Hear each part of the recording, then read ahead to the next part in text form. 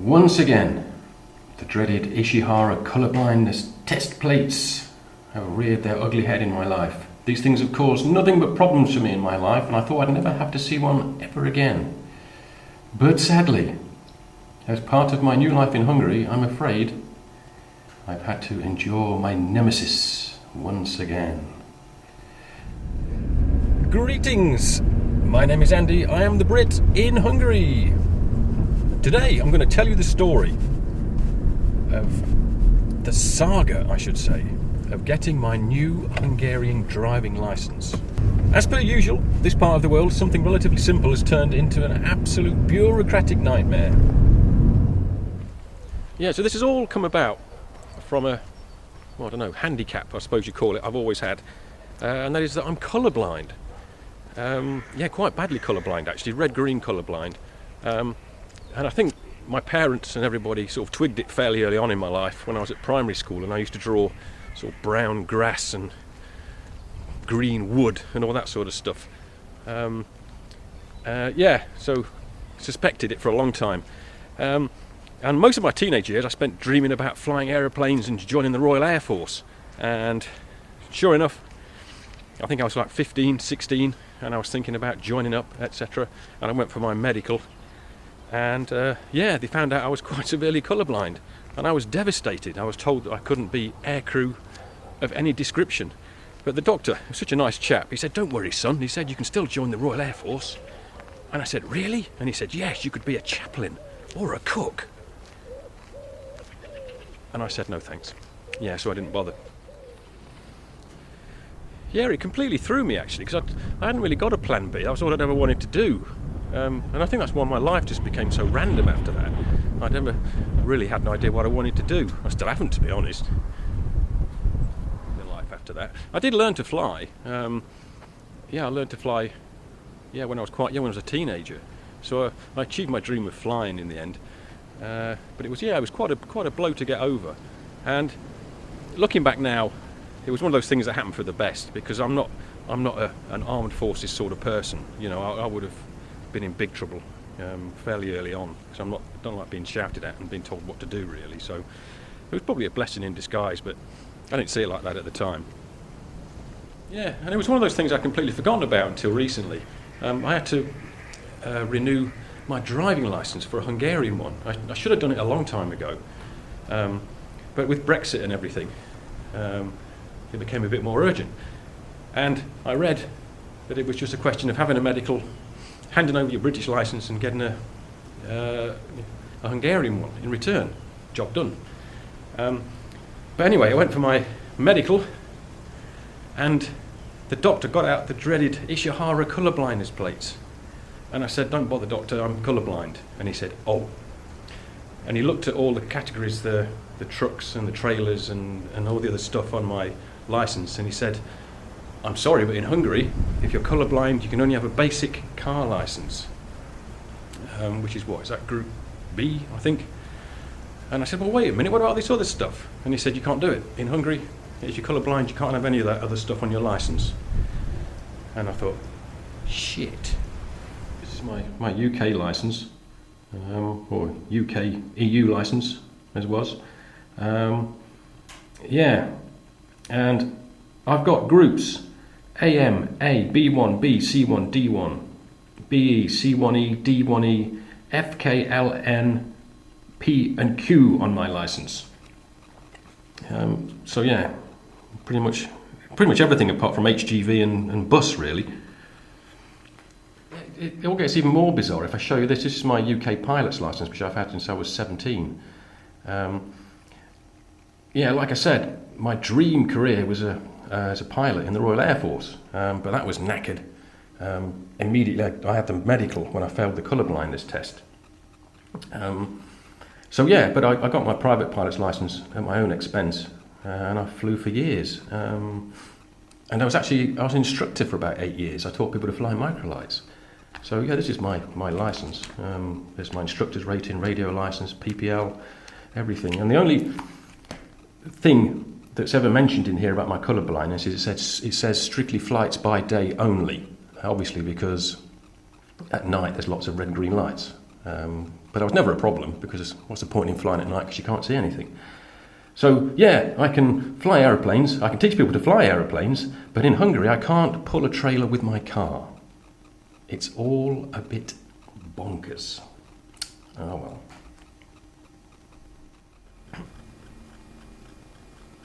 Yeah, when I say that my colour blindness, actually no, it's not called colour blindness. What is it? Colour chromatic? Oh, I can't remember. There's a nice name for it. But yeah, whenever I think it's not a problem in real life, there's the dreaded "Uno." Right, now I know that there's red and green in there, and in this light I am really struggling to see which is which. Next to each other I can see a difference. But if I just had one card on its own and you asked me if it was red or if it was green, I would have absolutely no idea. So there's the Uno dilemma, and also Trivial Pursuit. Remember that game? There was like red, green and brown. And again, in artificial light, they all looked exactly the same colour to me. So yeah, people always say stuff like, how do you manage about traffic lights? How do you know when to go and when to stop? For God's sake, one at the top means stop, one at the bottom means go. And the one in the middle means go really, really fast. So yeah, there's the Uno card challenge that I'd like to pass as well at some point. The most important one. Right, this is the science part. Pay attention. If you remember genetics from school, humans, we've got 23 pairs of chromosomes. The chromosomes that determine whether we're men or women are called the X and the Y chromosomes. Guys have got 2 X chromosomes, and women have got an X and a Y chromosome. That's what makes us men and women, the genetic information. The fault, the colour blindness fault, is found only on the X chromosome. And it's what's called a recessive characteristic. So the fault will only manifest itself if you've got 2 copies on your pair of chromosomes. So for example, this guy here, he could have one faulty colour blindness gene, but this one's okay. And because he's got one okay, it sort of cancels the bad one out, so he can see perfectly okay. The same with the women. This is why women are never, or very, very rarely, colourblind. Because even if they're carrying the bad gene, the good gene on the Y chromosome, on the girl chromosome, cancels it out, so they'll be able to see colours too. The problem is if you get 2 of them, and then you've got 2 faulty genes, and you haven't got a good one to make it good, so that's when you get the colour blindness problem. Neither my mum nor my dad are colourblind, but they must have both been carrying the faulty genes. And you know, when you make a baby, these genes can get mixed up in any way possible. But I drew the short straw, and I obviously must have got the faulty gene off my mum and a faulty gene off my dad. So I ended up colourblind. But none of my siblings are colourblind, but they must be carriers. They must be carrying the faulty genes. So yeah, just my luck, I suppose, typical. And yeah, lots of different types of colour blindness. My particular one is called a Juta anomaly. Actually, it's a severe Juta anomaly that I've got. What it means is there's the different receptors in your eye, and the colour receptors are on things called cones. And the M cones are the ones that process the middle wavelengths of light, so like your red and your greens. And mine, they're not wired properly. They get red and green mixed up. So that's why, to me, red, green and brown, or any of those combinations of colours look the same, because my faulty M cones aren't processing them properly. Yeah, so I was a bit despondent, obviously, because they took me a lot of time and a lot of money to get all those extra qualifications on my licence. But one of my students, his dad runs a driving school, and he said, well, the doctor's talking rubbish. If you get your colour blindness corrected with special glasses, you're allowed to drive whatever you want. You can be an HGV driver if you want. And I thought, oh, that sounds okay. And so yeah, we investigated that one. Okay, I bloody hate these things, but let's give it a try anyway. So this is part 1. This is without the groovy spectacles. So let's give it a bash.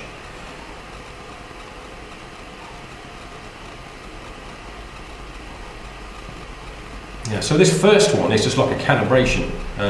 Even if you're black and white, completely monochrome colourblind, you can see the 12 there. So it's just to check that you're literate, really, I suppose, and you know your numbers. Oh dear. I can't see anything on that one. Nothing. I can see something. It looks like a squiggle, could be a 2, possibly. That looks like a 5 or an 8. That's 1 something teen, 10, I don't know. That looks like 81. Oh dear, nothing at all. Nothing. Nothing. Oh dear. There's something there. Is that a 7? I don't know. Nothing. Anyway, you get the idea. Completely and utterly useless. Epic fail. And it turns out it's true. Yeah, and the first doctor I spoke to, he didn't have a clue about it. So I thought, he's obviously an idiot, so I'll go and find a different doctor. So the first job was to go to the opticians and make an appointment, and I was there for about 40 minutes. It took ages, and I wore this sort of weird Inspector Gadget type thing on my face, and she kept trying different colour filters until she got it right. But eventually, she got the book out, the dreaded colour test book, and I passed every single picture easily. And she said, "Okay, would you like to order the glasses?" And I said, "Yes, please." And then she told me how much, and I thought, oh shit. And it was, over 300 quid. But obviously, if I want to keep my driving licence, I've got to do it. So yeah, I did it. So, 10 days and 300 quid later, here they are. They're very retro and very pink. Greetings, world of colour. Wow. So I think the important thing is that when I put these on, I don't see the world like you do. In fact, I hope not. Yeah, I guess it's a bit trippy, to be honest. But what these do, apparently, my M cones, like I said, they confuse red and green light. And what these do is they filter out the confusing, vague frequencies of light so that my dodgy M cones can perceive the red and the green a little bit clearer. And it's bizarre. Red now looks like what I would say is what used to be orange without these on. Brown looks like the usual red, green, brown fuzz that I've been used to for the last 50 years. And green is really strange. Green is really harsh and it almost looks black.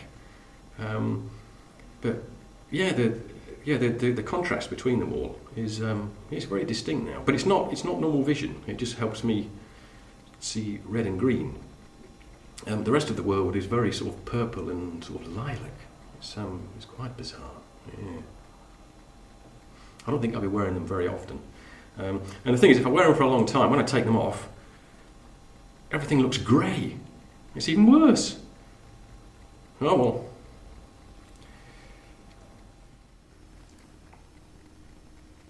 Okay, let's try the everyday practical test first. The dreaded red and green Uno cards. So I'll give them a shuffle. Okay. Cards onto table.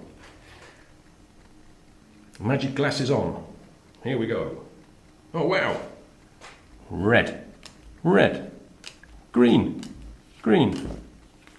Red. Green. Green. Green. Perfect. Uno, anyone?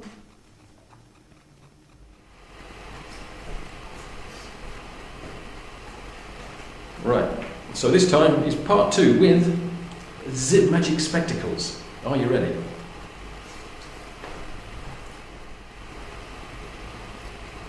Okay, so the first one, the 12, now the 12 looks almost luminous. It's popping out of the screen at me. So Something's happening. 8, that's easy. 29, that's easy. 5, easy. 3, 15, 74, 6, 45, 5, 7, 16, it's so easy, and 73, I think. So yeah, they work.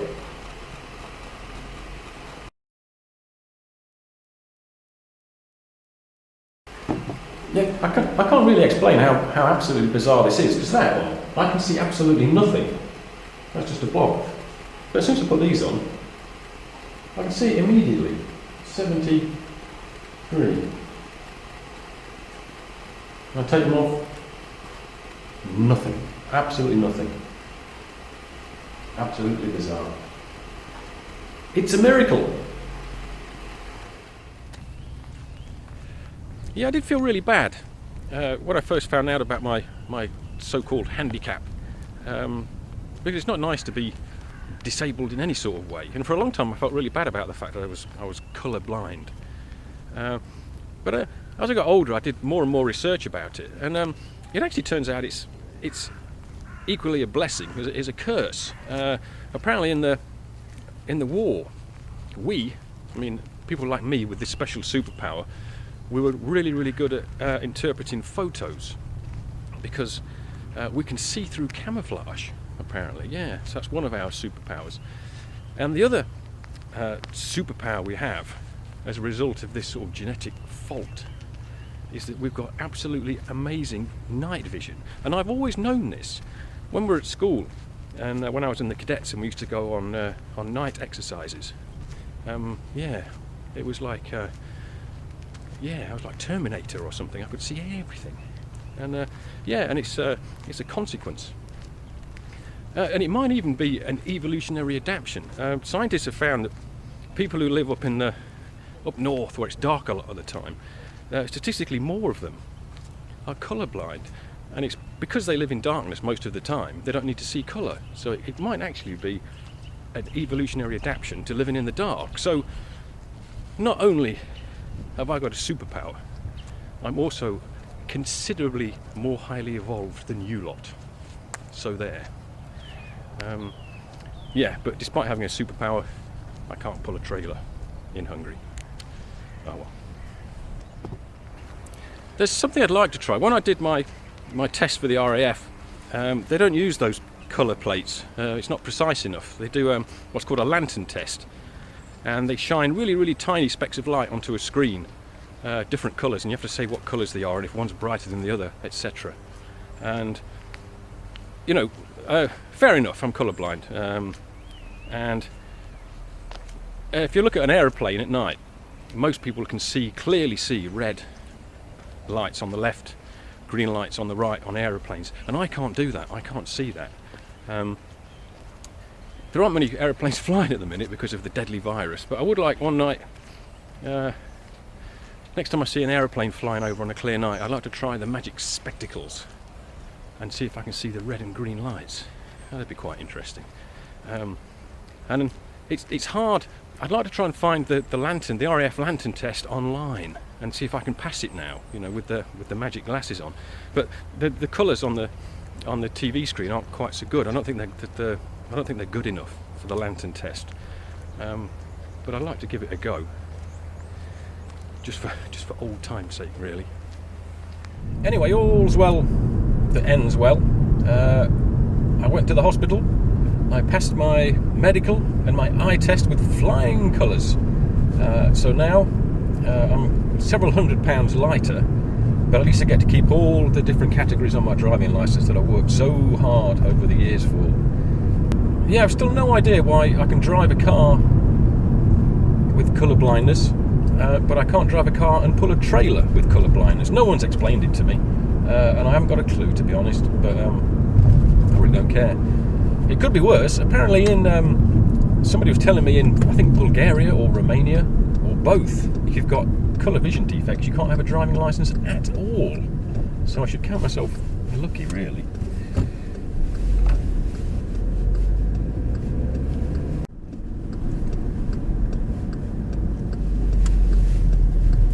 But anyway, until the next bureaucratic nightmare, onwards and upwards, everybody. Woohoo!